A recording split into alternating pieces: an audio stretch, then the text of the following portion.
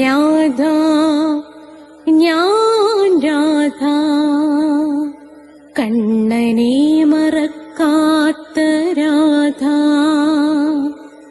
രാധ ഞാൻ രാധ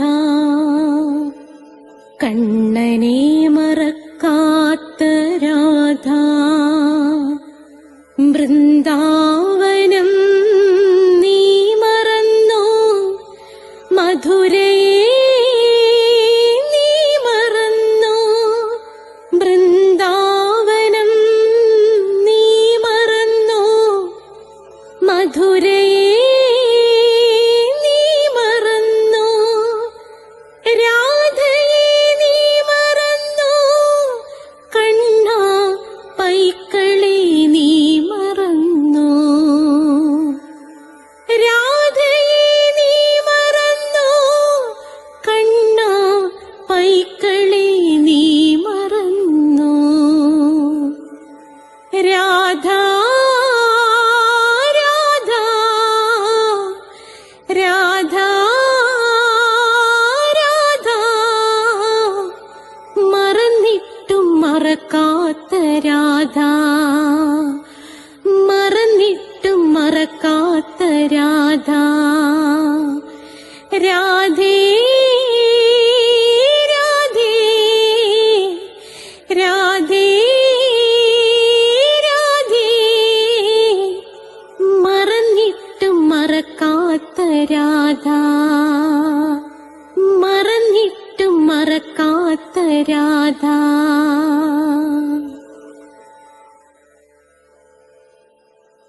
രാധേ രാധേ ഓ രാധേ രാധേ രാധേ രാധേ ഓ രാധേ രാധേ രാധേ രാധേ ഓ രാധേ രാധേ രാധേ രാധേ ഓ രാധേ രാധേ.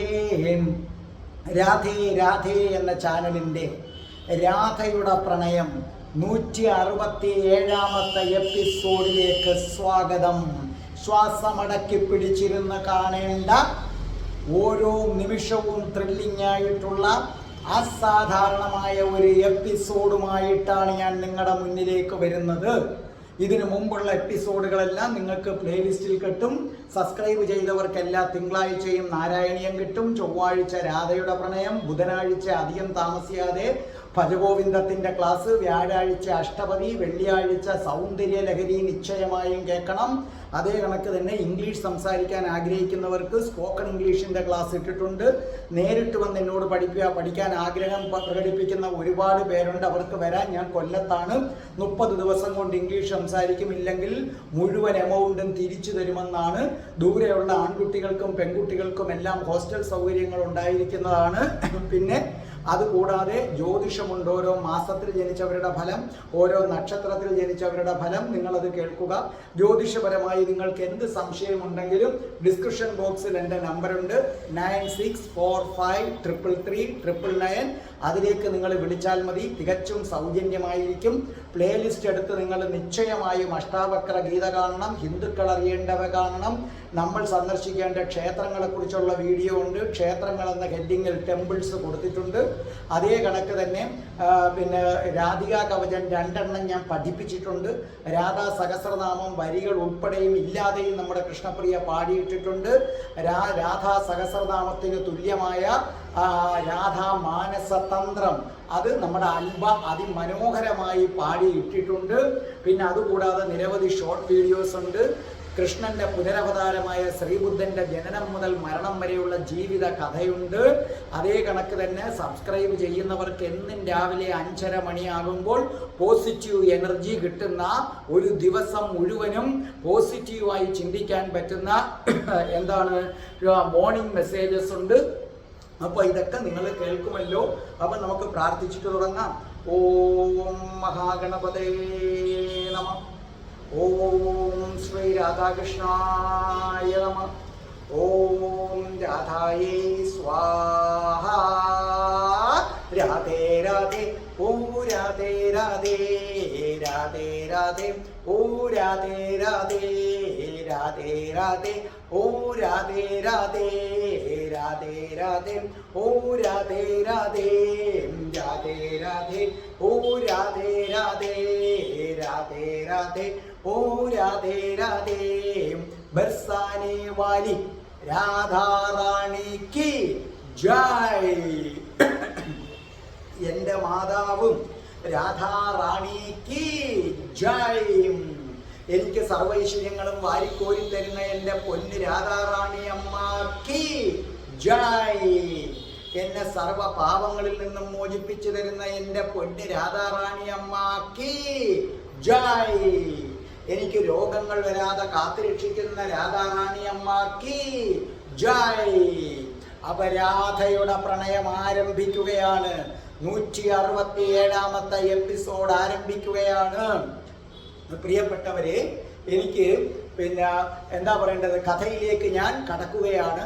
അതിനു മുമ്പ് കഠിന കൃഷ്ണഭക്തനായ ഞാനെങ്ങനെ രാധാഭക്തനായെന്നൊരു വീഡിയോ ഉണ്ട്. നിങ്ങൾ നിശ്ചയമായിട്ടും എന്ത് ചെയ്യണം, അത് കാണണം. അതിന് ലിങ്ക് ആവശ്യമുള്ളവർ എൻ്റെ ഡിസ്ക്രിപ്ഷൻ ബോക്സിൽ നമ്പറുണ്ട് 9645333999. നിങ്ങൾ എനിക്ക് ഒരു വാട്സാപ്പ് മെസ്സേജ് അയക്കുകയോ വിളിക്കുകയോ ചെയ്താൽ അതിൻ്റെ ലിങ്ക് ഞാൻ ഇട്ട് തരുന്നതായിരിക്കും. അതേ കണക്ക് തന്നെ എനിക്ക് രാധാറാണി ദർശനം നൽകിയത് അത് അധികം താമസിയാതെ തന്നെ നിങ്ങളുടെ മുന്നിൽ എത്തുന്നതായിരിക്കും. അതേ കണക്ക് ഇന്നത്തെ ദിവസത്തിന് ഒരുപാട് കഥയ്ക്ക് ദൈർഘ്യം കാണത്തില്ല. കാരണം ഞാൻ പറഞ്ഞല്ലോ, എനിക്ക് കാല് അവിടെ നിന്ന് ലിഗമെൻ്റ് ഒന്ന് വലിഞ്ഞു. അപ്പോൾ അതുകൊണ്ട് അതിനകത്ത് ബാൻഡേജ് ചുറ്റിയിരിക്കുകയാണ്. അപ്പോൾ എനിക്ക് ഒരുപാട് പേര് നിൽക്കാൻ വയ്യ. പക്ഷേ രാധാറാണിയുടെ പ്രണയം അതെനിക്കൊരു കാരണവശാലും മുടക്കാൻ പറ്റത്തില്ല. അപ്പോൾ അതുകൊണ്ട് ഞാനിത് ചെയ്യുകയാണ്. അപ്പോൾ ഇത് ഒരുപാട് ദൈർഘ്യം കാണില്ല. അപ്പോൾ ഇനി നിങ്ങൾ വളരെ പ്രത്യേകമായി ശ്രദ്ധിക്കുക. എനിക്ക് കിട്ടിയ ചില പുതിയ വിവരങ്ങളുമായിട്ടാണ് ഞാൻ നിങ്ങളുടെ മുമ്പിലേക്ക് വരുന്നത്. ശ്രദ്ധിച്ചു കേൾക്കുക. ഞാൻ ഇപ്പോൾ ഈ അടുത്ത കാലത്ത് കിട്ടിയ ഒരു ബുക്കാണ്. ഇതാണ്ട് രാധാറാണി ദ പ്രിൻസസ് ഓഫ്, മനസ്സിലായി, ബർസാന, നീലിമയുടേതാണ്. അതേ കണക്ക് തന്നെ ദാണ്ട് A tale of divine love, എനിക്കിപ്പം ഏറ്റവും ലേറ്റസ്റ്റ് ആയിട്ട് കിട്ടിയ ബുക്കുകളാണ്. പിന്നെ രാധ പാർട്ട് 1, 3 ബുക്കുകളാണ് എനിക്ക് കിട്ടിയത്. ഇതിൽ നിന്ന് കിട്ടിയ ഒരു ത്രില്ലിംഗ് ആയിട്ടുള്ള ഒരു ഭാഗം, ആ ഭാഗമാണ് ഞാൻ നിങ്ങളുടെ മുന്നിൽ അവതരിപ്പിക്കാൻ പോകുന്നത്. എന്ന് മാത്രവുമല്ല, ഇതിനകത്തുനിന്ന് കിട്ടുന്ന പുതിയ വിവരങ്ങൾ ഇനി വരുന്ന രാധയുടെ പ്രണയത്തിൽ ഞാൻ എപ്പിസോഡിൽ ഉൾപ്പെടുത്തുന്നതാണ്. ഞാൻ പറഞ്ഞല്ലോ, എൻ്റെ ജീവിതം തന്നെ ഞാൻ ഈ രാധ അമ്മയെക്കുറിച്ചുള്ള വിവരങ്ങൾ അറിയാനുള്ള റിസർച്ചിന് വേണ്ടി സമർപ്പിച്ചിരിക്കുകയാണ്. അപ്പം ഞാൻ അങ്ങനെ അതിനു വേണ്ടി തെരഞ്ഞു വന്നപ്പോഴാണ് ഈ 3 പുസ്തകങ്ങൾ കിട്ടിയിരിക്കുന്നത്. ഇതിലുള്ള വിവരങ്ങളാണ് ഷെയർ ചെയ്യുന്നത്. നിങ്ങളിത് കണ്ടല്ലോ, ഈ പുസ്തകങ്ങൾ കണ്ടല്ലോ. അപ്പം ഓർമ്മിക്കുക, ഞാൻ പറയുന്നതൊന്നും എൻ്റെ സ്വന്തം അഭിപ്രായങ്ങളല്ല. രാധാമ്മയെക്കുറിച്ചുള്ള പുസ്തകങ്ങളിൽ നിന്ന് ശേഖരിച്ച് നിങ്ങളുടെ മുന്നിൽ എത്തിക്കുകയാണ്. എന്ന് മാത്രവുമല്ല, ഇപ്പം ഞാൻ പറയാൻ പോകുന്ന കഥയനുസരിച്ചാണെങ്കിൽ രാധാറാണിയെ അയൻ എന്ന ഗോപൻ വിവാഹം ചെയ്തു. അവിടുന്നാണ് ഈ കഥ തുടങ്ങുന്നത്. യഥാർത്ഥത്തിൽ ഞാൻ രാധാറാണിയെക്കുറിച്ച് റിസർച്ച് നടത്തിയതിൽ ഒന്നും അങ്ങനെ രാധാറാണി അയനെ വിവാഹം കഴിച്ചിട്ടേ ഇല്ല. പക്ഷേ എൻ്റെ ജോലി, എൻ്റെ ആശയങ്ങൾ നിങ്ങളിൽ അടിച്ചേൽപ്പിക്കുകയല്ല. എനിക്ക് കിട്ടുന്ന ഏത് വിവരവും അത് ഞാൻ നിങ്ങളുടെ മുന്നിൽ അവതരിപ്പിക്കും. മനസ്സിലായില്ലേ? എനിക്ക് ഒട്ടും യോജിക്കാത്ത വിവരമാണെങ്കിൽ പോലും അത് നിങ്ങളുടെ മുന്നിൽ അവതരിപ്പിക്കും. കാരണം എനിക്ക് രാധയുടെ പ്രണയം കാണാൻ സ്ഥിരം പ്രേക്ഷകരുണ്ട്. അവര് എൻ്റെ ചാനൽ കാണുന്നത് എന്തുകൊണ്ടാണെന്നറിയാമോ? സാർ എവിടുന്നെങ്കിലും രാധാറാണിയെ കുറിച്ചുള്ള ഏത് വിവരം കിട്ടിയാലും ഞങ്ങളുടെ മുന്നിൽ എത്തിക്കുമെന്നതാണ്. അതുകൊണ്ട് തന്നെ രാധാറാണി അയനെ വിവാഹം കഴിച്ചിട്ടില്ല എന്ന് തന്നെയാണ് എൻ്റെ അഭിപ്രായം. ഞാൻ നിരവധി ബുക്ക് റിസർച്ച് ചെയ്തു. പക്ഷേ ഒരു പുസ്തകത്തിൽ അങ്ങനെ രാധാറാണി വിവാഹം കഴിച്ചു എന്ന് കിടക്കുന്നു. അതും എൻ്റെ പ്രേക്ഷകരറിയണം. ഞാൻ പറഞ്ഞില്ലേ, ഞാൻ ഒന്നും നിങ്ങളെ അടിച്ചേൽപ്പിക്കുകയേ ഇല്ല. അപ്പോൾ നമുക്ക് രാധയുടെ പ്രണയം ആരംഭിക്കാൻ പോവുകയാണ്. അതോടുകൂടി ഒരു കാര്യവും കൂടെ ഞാൻ നിങ്ങളോട് പറയട്ടെ. ജീവിതത്തിൽ ഒറ്റപ്പെട്ടവർക്ക് വേണ്ടി ഞങ്ങളൊരു കൂട്ടായ്മ സംഘടിപ്പിച്ചു. ഒരു വാട്സപ്പ് ഗ്രൂപ്പ് ഞങ്ങൾ സംഘടിപ്പിച്ചിട്ടുണ്ട്. അങ്ങനെ ജീവിതത്തിൽ ഒറ്റപ്പെട്ടു പോയ മനുഷ്യർ എന്ന് പറഞ്ഞു കഴിഞ്ഞാൽ എന്താണ്? ജീവിതത്തിൽ ഒറ്റപ്പെടുക എന്ന് പറഞ്ഞാൽ ഒറ്റയ്ക്ക് താമസിക്കുക മാത്രമല്ല, വീട്ടിൽ മക്കളും മരുമക്കളും എല്ലാം ഉണ്ടാകും. പക്ഷെ ആൾക്കൂട്ടത്തിൻ്റെ നടുവിലും നമ്മൾ ഏകാന്തത അനുഭവിക്കുന്നു. അങ്ങനെയുള്ള ആൾക്കാരുടെ വാട്സപ്പ് കൂട്ടായ്മ ഞങ്ങൾ വിഷുവിന് ആരംഭിച്ചിട്ടുണ്ട്. അതിൽ ചേർന്ന എല്ലാവരും വളരെ ആഹ്ലാദത്തിലാണ്. നിങ്ങളുമായി ഏകാന്തത അനുഭവിക്കുന്നു എങ്കിൽ എൻ്റെ 9645333999 അതിലേക്ക് ഒരു മെസ്സേജ് അയക്കുകയോ എന്നെ വിളിക്കുകയോ ചെയ്താൽ മതി. എന്നെ വിളിക്കണം, അത് ഞാൻ കാരണം ഒന്ന് വെരിഫൈ ചെയ്തതിന് എന്നിട്ട് അതിൻ്റെ കാര്യങ്ങളൊക്കെ പറഞ്ഞതിന് ശേഷമാണ് ഞാൻ ഇതിലേക്ക് ആഡ് ചെയ്യുന്നത്. അപ്പോൾ കഥയിലേക്ക് കടക്കുകയാണ്. യമുനയുടെ തീരം, യമുനയുടെ തീരത്തുള്ള പടുകൂറ്റൻ ആൽമരം. ആ ആൽമരത്തിന്റെ ചുവട്ടിൽ രാധാറാണി നഗ്നപാതയായെങ്ങനെ നിൽക്കുകയാണ്.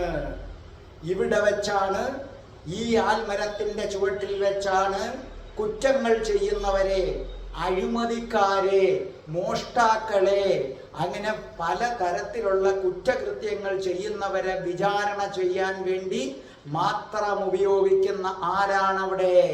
അവിടെ ദാ സർപ്പാഞ്ച് കൂടിയിരിക്കുന്നു. സർപ്പാഞ്ച് എന്ന് പറഞ്ഞാൽ ഇതാണ്. ഇന്നും തമിഴ്നാട്ടിലേക്ക് അതുണ്ട്. ഉൾഗ്രാമങ്ങളിൽ എന്താ ചെയ്യുന്ന, ഒരു ഗ്രാമസഭ കാണും. അവിടെ അതിൻ്റെ മുഖ്യനാണ് ജഡ്ജി, നമ്മുടെ ഒരു കോടതി പോലെ. അവിടെ എത്തി കാര്യങ്ങളൊക്കെ തീർപ്പാക്കും. പണ്ട് ഇന്ന് അവിടെ നിൽക്കാത്ത കാര്യങ്ങളാണ് ഇന്നത്തെ കാലത്ത് കോടതിയിലേക്ക് പോകുന്നത്. പണ്ടത്തെ കാലത്ത് അങ്ങനെയല്ല. പണ്ടത്തെ കാലത്ത് ഈ സർപ്പഞ്ച് കൂടി വിധിക്കുന്ന വിധി അന്തിമമാണ്. അതാണ് അന്നത്തെ കോടതിയാണത്. അന്നത്തെ കോടതിയും അന്നത്തെ ജഡ്ജിമാരുമാണ് ഈ സർപ്പഞ്ച് എന്ന് പറയുന്നത്. ആ സർപ്പഞ്ച് കൂടിയിരിക്കുകയാണ്. സാധാരണഗതിയിൽ ക്രിമിനലുകളെയൊക്കെ വിചാരണ ചെയ്യാൻ വേണ്ടിയാണ് ഇവിടെ കൊണ്ടുവരുന്നത്. പക്ഷേ ഇന്ന് തികച്ചും വ്യത്യസ്തമായ ഒരു വിചാരണയ്ക്ക് അതേ വൃന്ദാവനം സാക്ഷ്യം വഹിക്കാൻ പോവുകയാണ്. ഇന്ന് വിചാരണ ചെയ്യാൻ പോകുന്നത് സാക്ഷാൽ രാധാറാണിയാണ്. രാധാറാണിയാണ് വിചാരണ ചെയ്യാൻ പോകുന്നത്. രാധാറാണിക്കെതിരെ രാധാറാണിയുടെ ഭർത്താവായ അയനും, ഞാൻ ആദ്യമേ ഒന്നും കൂടെ ഞാൻ പറയുന്നു, എൻ്റെ ഉറച്ച വിശ്വാസം, ഞാൻ നടത്തിയ റിസർച്ചിൽ നിന്ന് ഞാൻ കണ്ടെത്തിയ തീരുമാനം, അങ്ങനെ രാധാറാണി ഒരു മനുഷ്യനെയും വിവാഹം കഴിച്ചിട്ടില്ല. പക്ഷെ എനിക്ക് കിട്ടുന്ന വിവരങ്ങൾ നിങ്ങളുടെ മുമ്പിൽ അവതരിപ്പിക്കണം. അപ്പൊ എന്തു ചെയ്യുന്നു?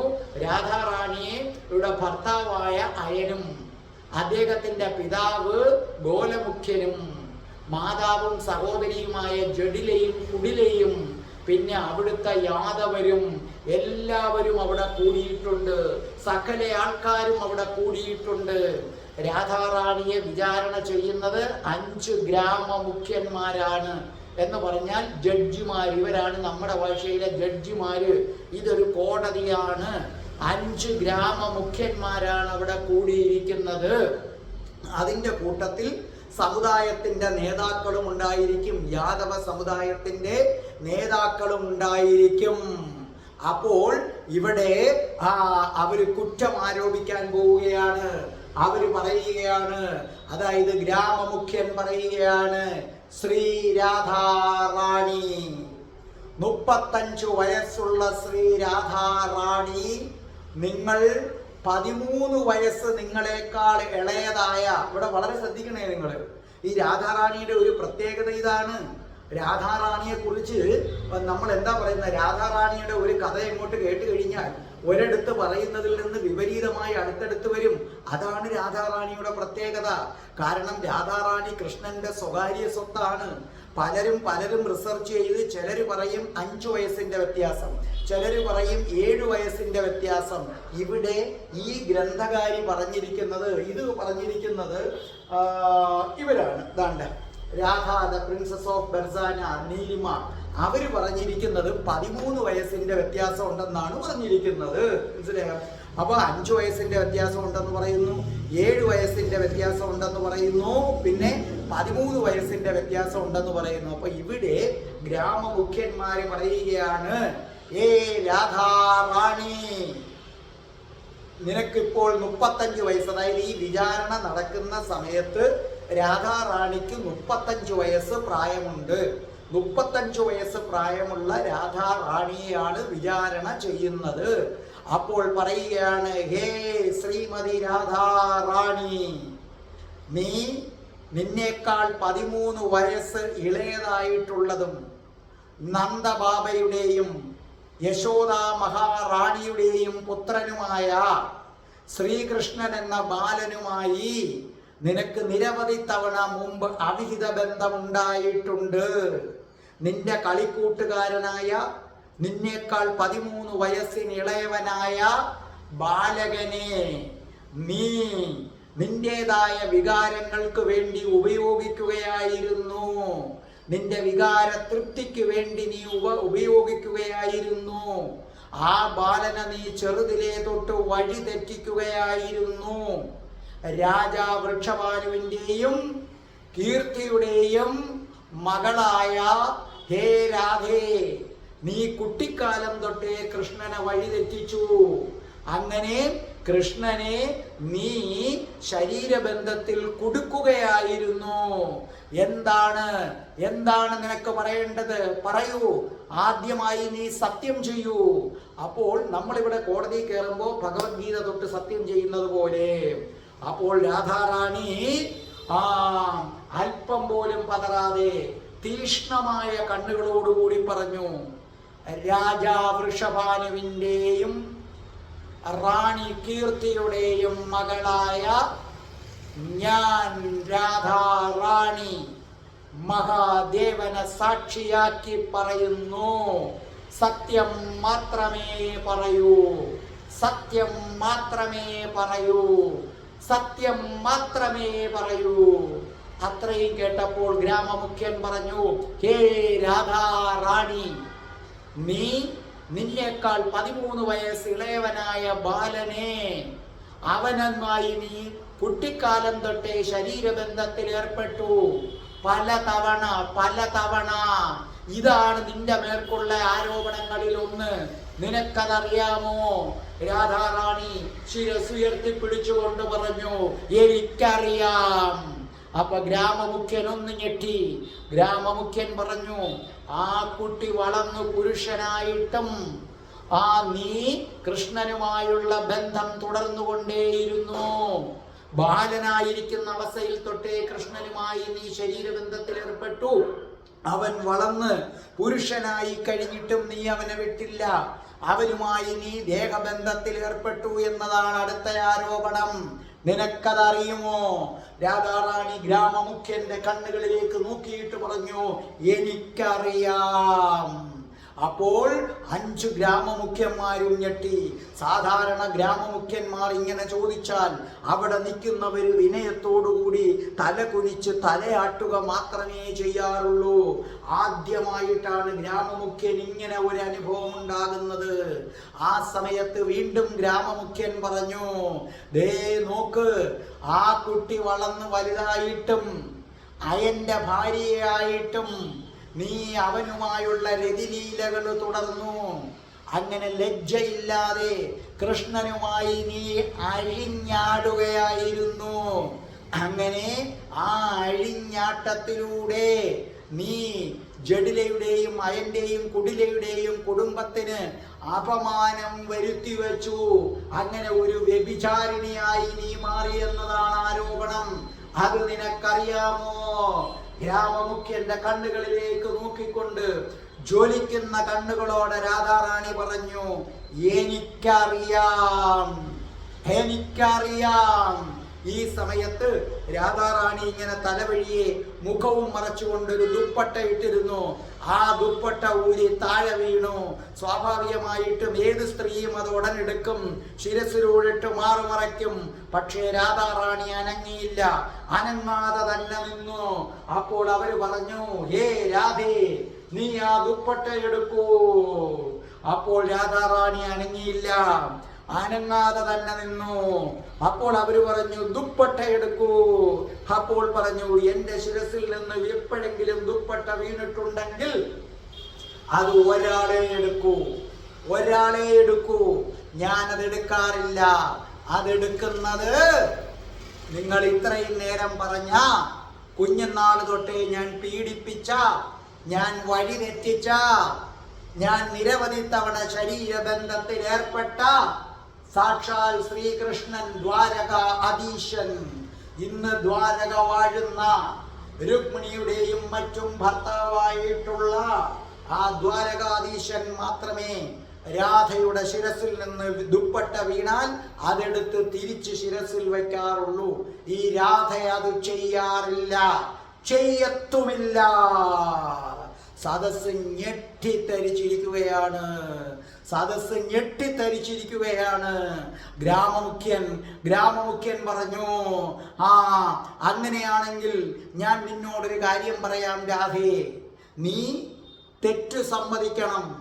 നീ ചെയ്തത് തെറ്റാണെന്നും കൃഷ്ണനെ നീ വഴിതെറ്റിച്ചു എന്നും പുരുഷനായ കൃഷ്ണനുമായും നീ നിരവധി തവണ ശരീരബന്ധം പുലർത്തിയെന്നും അയന്റെ ഭാര്യയായിട്ടും അത് തുടർന്നുവെന്നും അത് തെറ്റാണെന്ന് എനിക്ക് ബോധ്യം വന്നു എന്നും അങ്ങനെ നീ പറയുകയാണെന്നുണ്ടെങ്കിൽ നിന്റെ ശിക്ഷയില് ഇളവ് നൽകുന്നതായിരിക്കും. എന്നിട്ട് ഗ്രാമമുഖ്യൻ രാധാറാണിയെ ഒന്ന് നോക്കി. രാധാറാണിയുടെ ചുണ്ടിലൊരു പുഞ്ചിരി ഉണ്ടായിരുന്നു. ആ പുഞ്ചിരി പുച്ഛത്തിൻ്റെതാണോ എന്തിൻ്റെതാണെന്നറിയാതെ ഗ്രാമമുഖ്യൻ പതറി. സാധാരണ ഇങ്ങനെ പറയുമ്പോൾ അവിടെ നിൽക്കുന്ന ആള്, നമ്മളൊക്കെ കോടതിയിൽ പോയാൽ ജഡ്ജിയുടെ മുമ്പിൽ താണ് തൊഴുന്ന കണക്ക് തൊഴുതിട്ടാണ് നിൽക്കുന്നത്. ഇത് തല നിവർത്തി പിടിച്ചുകൊണ്ട് നിൽക്കുകയാണ്. ഗ്രാമമുഖ്യൻ പറഞ്ഞു ശിക്ഷയിൽ ഇളവ് തരാമെന്ന്. അപ്പൊ രാധാറാണിയുടെ മുഖത്തൊരു പുഞ്ചിരി. അതായത് അത് എന്താണ് അതിൻ്റെ അർത്ഥം എന്ന് വ്യാഖ്യാനിക്കാൻ പോലും പറ്റുന്നില്ല. പെട്ടെന്ന് അദ്ദേഹം വീണ്ടും പറഞ്ഞു, നിനക്കിതിൽ പശ്ചാത്താപമുണ്ടോ? പശ്ചാത്താപമുണ്ടെങ്കിൽ നിനക്ക് ശിക്ഷയിൽ ഇളവ് ലഭിക്കും. അപ്പോഴും രാധാറാണി ഒന്ന് ചിരിച്ചു. അപ്പോഴും ഗ്രാമമുഖ്യന് പിടികിട്ടുന്നില്ല, ഇതെന്തൊരു പെണ്ണാണിത്. ഈ സമയത്ത് ഗ്രാമമുഖ്യൻ പറഞ്ഞു, ഇനി അയന് സംസാരിക്കാം. അയൻ മുമ്പിലേക്ക് വരൂ. അപ്പൊ അയൻ വന്നിട്ട് പറഞ്ഞു, ഞാൻ നീതി തേടിയാണ് വന്നിരിക്കുന്നത്. എനിക്ക് നീതി ലഭിക്കണം. ഞാനിവിടെ ബോധിപ്പിക്കുന്ന കാര്യങ്ങൾ മഹാദേവനാണ് സത്യം. ഞാൻ സത്യം മാത്രമേ ബോധിപ്പിക്കൂ. അത് മഹാദേവനെ കൊണ്ട് സാക്ഷി നിർത്തി ഞാൻ പറയുന്നു. എനിക്ക് നീതി ലഭിക്കണം. ഞാൻ നിയമപരമായി വിവാഹം കഴിച്ച പെണ്ണാണ് ഈ രാധ. നിയമപരമായി ഞാൻ വിവാഹം കഴിച്ച പെണ്ണാണ് രാധ. പക്ഷെ അവൾ എന്നെ വഞ്ചിക്കുകയായിരുന്നു.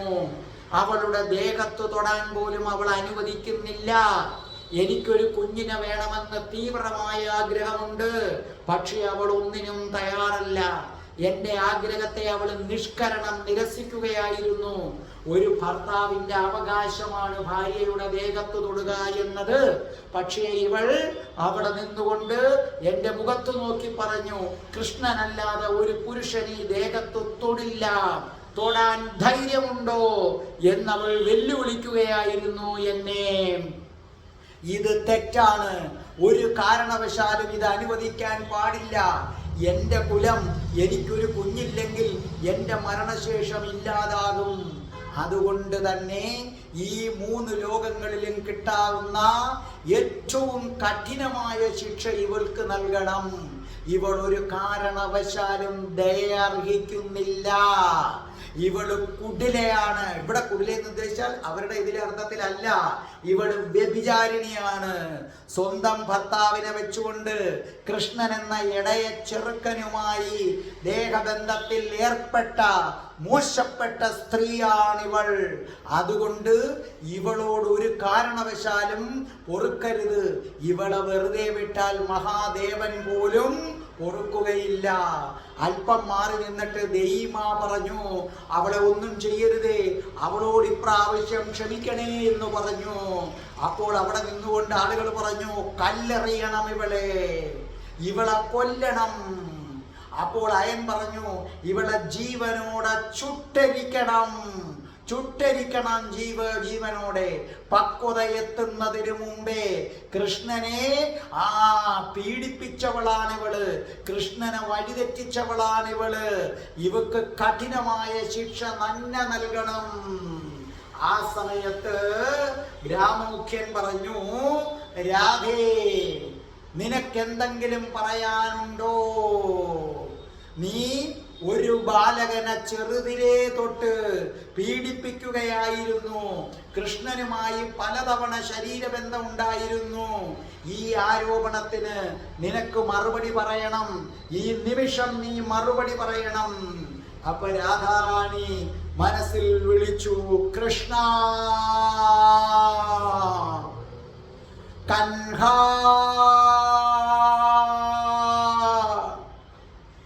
കേ കേശവ ഹേ ഗോപാല,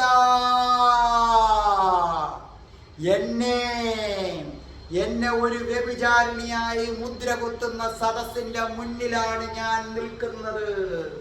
ഞാൻ പൂർണ്ണമായും തെറ്റ് ചെയ്തു എന്നാണ് പറയുന്നത്.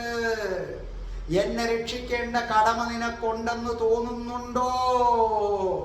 ഉണ്ടോ കൃഷ്ണ? ഹേ കൻഹ രാധേ. രുക്മിണി പേടിച്ചുപോയി. രുക്മിണി ചാടി എഴുന്നേറ്റു. രുക്മിണിയോടൊപ്പം കട്ടിലിൽ വെറുതെ വർത്തമാനം പറഞ്ഞ് കിടക്കുകയായിരുന്നു കൃഷ്ണൻ. കൃഷ്ണൻ ചാടി എണീറ്റു. കൃഷ്ണനാകെ വിയർത്തു കുളിച്ചിരിക്കുകയാണ്. രുക്മിണി പരിഭ്രമിച്ചു. എന്താണ് എന്താണ് എന്താ കൃഷ്ണ, എന്താ കൃഷ്ണ? ആ സമയത്ത് വീണ്ടും രാധ പറഞ്ഞു കൻഹ കൻഹ, ഞാൻ നിന്നെ വഴിതെറ്റിച്ചോ, ഞാൻ നിന്നെ വഴിതെറ്റിച്ചോ, ഞാൻ നിന്നെ കുഞ്ഞുനാള് തൊട്ട് പീഡിപ്പിച്ചോ. നിന്റെ രാധ വ്യഭിചാരിണിയാണെന്ന് ആൾക്കൂട്ടം കൂടി പറയുകയാണ് കൃഷ്ണ. കൻഹ, നിനക്ക് ബാധ്യതയുണ്ടോ എന്നെ രക്ഷിക്കാൻ? ഇല്ലെങ്കിൽ എനിക്കറിയാം. കൃഷ്ണന്റെ മുഖം ചുവന്നു തുടുത്തു. കണ്ണുകൾ കോപം കൊണ്ട് കത്തിജ്വലിച്ചു. ഇങ്ങനൊരു മുഖഭാവത്തിൽ കൃഷ്ണനെ ഒരിക്കലും രുക്മിണി കണ്ടിട്ടില്ല. കൃഷ്ണൻ അവിടെ നിന്ന് പുറത്തേക്ക് ഇറങ്ങി. കൃഷ്ണന്റെ വിരൽത്തുമ്പിലും ചക്രായുധം. രുക്മിണി ആകെ ഭയപ്പെട്ടു. എന്താണിത്? ഈ സമയത്ത് അവിടെ നിന്നുകൊണ്ട് ഒരാള് പറഞ്ഞു, ഇവൾ എന്താണ് മിണ്ടാതെ നിൽക്കുന്നത്? അപ്പൊ ഗ്രാമമുഖ്യൻ പറഞ്ഞു, രാധേ, നീ മറുപടി പറയണം. ഇവർ ഉന്നയിച്ച ചോദ്യങ്ങൾക്ക് നീ മറുപടി പറയണം. മറുപടി പറഞ്ഞേ പറ്റൂ. അപ്പോൾ രാധാറാണി തല നിവർത്തി പിടിച്ചിട്ട് പറഞ്ഞു, ഞാൻ മറുപടി പറയും. മറുപടി പറയുക തന്നെ ചെയ്യും. മഹാദേവനെ സാക്ഷി നിർത്തി വൃഷഭാനുവിന്റെയും റാണി കീർത്തിയുടെയും മകളായ രാധ സത്യം മാത്രം നിങ്ങളുടെ മുന്നിൽ പറയും എന്ന് പറഞ്ഞിട്ട് നിൽക്കുന്നിടത്ത് നിന്ന് 2 അടി മുന്നോട്ടേക്ക് വെച്ചു. ഗ്രാമമുഖ്യന്റെ നേർക്ക് ഗ്രാമമുഖ്യൻ അമ്പരന്നു പോയി. കാരണം ഒരിക്കലും ഈ വിചാരണ ചെയ്യപ്പെടുന്ന ആണായാലും പെണ്ണായാലും അവർ നിൽക്കുന്നിടത്ത് അനങ്ങാറില്ല. നമ്മൾ കോടതിയിൽ കയറിയാൽ ഒരു കൂട്ടിനകത്തല്ലേ നിൽക്കുന്നത്. ആ കൂട്ടിനകത്തുനിന്ന് ജഡ്ജി എന്തെങ്കിലും ചോദിക്കുമ്പോൾ ഇറങ്ങി ജഡ്ജിയുടെ നേർക്ക് നടക്കുമോ? നടന്നാൽ ആ കോടതി സ്തംഭിച്ചു നിൽക്കും. അതാണ് ഇവിടെ നടക്കുന്നത്. രാധാറാണി മധുവേ വളരെ പതുക്കെ ആദ്യത്തെ ചുവട് വെച്ചിട്ട് മനസ്സിൽ വിളിച്ചു കൃഷ്ണ. രണ്ടാമത്തെ ചുവട് വെച്ചു. രാധാറാണി മനസ്സിൽ വിളിച്ചു കൻഹ. മൂന്നാമത്തെ ചുവട് വെച്ചു. രാധാറാണി മനസ്സിൽ വിളിച്ചു ഹേ ഗോവിന്ദ. സഭ ഞെട്ടിത്തെറിച്ച് നിൽക്കുന്നു. ഇന്ന് വരെ സംഭവിച്ചിട്ടില്ലാത്ത കാര്യം. വിചാരണയ്ക്ക് വിധേയമാക്കപ്പെട്ട ഒരു സ്ത്രീ ഗ്രാമമുഖ്യന്റെ നേർക്ക് നടന്നെടുക്കുകയാണ്. അപ്പോൾ ആൾക്കൂട്ടത്തിൽ നിന്നൊരുത്തൻ ഒരു കല്ലെടുത്തിട്ട് പറഞ്ഞു, ഇവളെ എറിയണം, ഇവളെ ഞാൻ എറിഞ്ഞു കൊല്ലും.